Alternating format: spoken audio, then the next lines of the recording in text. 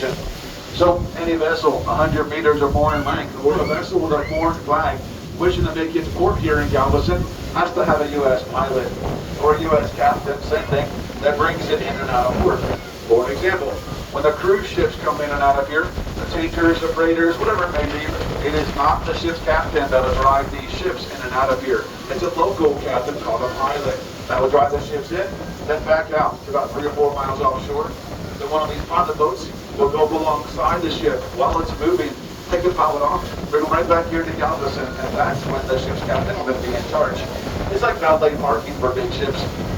Man, those pilots make a lot of money.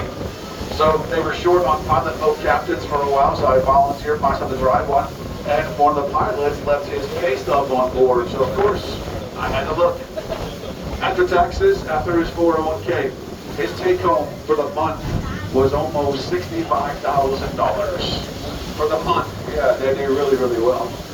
If you want to jump off right now and go apply, I would not blame you. But I can promise you that line wraps around Galveston at least 10 times.